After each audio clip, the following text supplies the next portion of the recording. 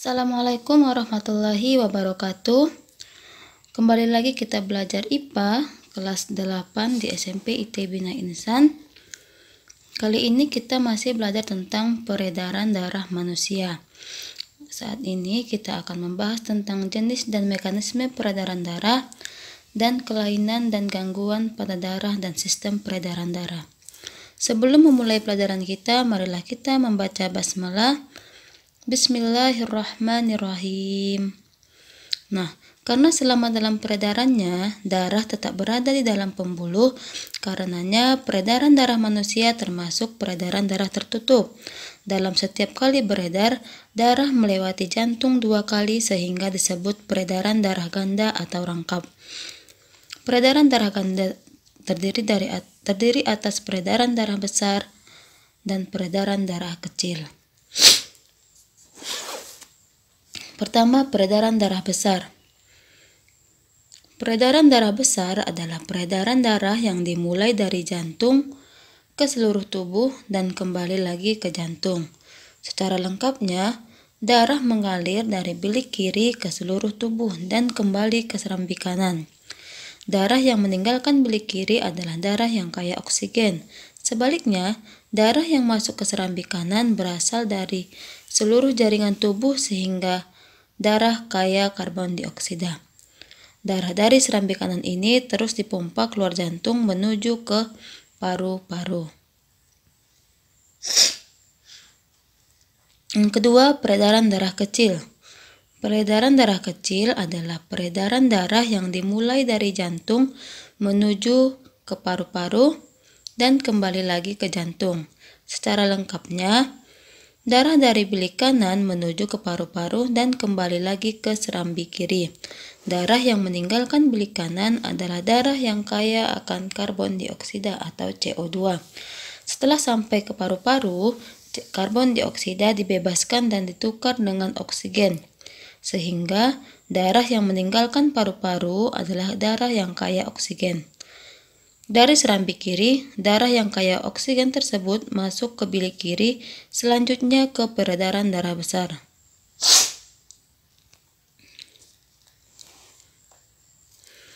Nah, setelah belajar tentang jenis dan mekanisme peredaran darah, sekarang kita belajar tentang kelainan dan gangguan pada darah dan sistem peredaran darah.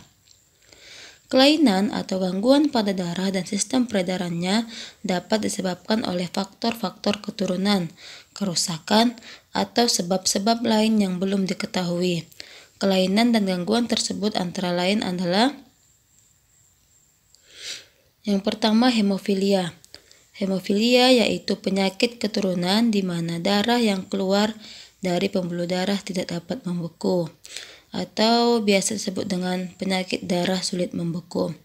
Luka sekecil apapun, darah akan terus mengalir sehingga menyebabkan kematian. Yang kedua, anemia, yaitu penyakit kekurangan darah karena kekurangan hemoglobin dan zat besi. Anemia menyebabkan darah tidak dapat mengangkut oksigen dalam jumlah sesuai yang diperlukan tubuh. Yang ketiga, leukemia atau kanker darah, disebabkan oleh penambahan sel darah putih secara terus-menerus. Penyakit yang selanjutnya, embolus dan trombus, yaitu penyumbatan pembuluh darah karena adanya gumparan darah yang membeku atau benda asing lainnya. Bila terdapat pada nadi atau arteri koronaria dapat menyebabkan penyakit jantung. Penyakit yang selanjutnya, sklerosis, yaitu penyakit pengerasan dinding pembuluh nadi. Gangguan ini dapat disebabkan oleh 2 hal, yaitu karena endapan lemak dan endapan kapur. Sklerosis dapat menyebabkan berkurangnya elastisitas pembuluh darah dan aliran darah menjadi terganggu, sehingga menaikkan tekanan darah. Jika sklerosis ini terjadi pada arteri, maka dapat menyebabkan pecahnya arteri tersebut. Kalau hal ini terjadi di otak, dapat menyebabkan kematian karena stroke. Yang selanjutnya, varises, yaitu pelebaran pembuluh balik. Umumnya terjadi pada betis. Bila pelebaran ini terjadi pada vena dekat anus disebut ambeien atau hemoroid atau wasir. Penyakit pada darah juga dapat disebabkan oleh kekurangan vitamin K, zat kapur, maupun kelebihan kadar gula darah.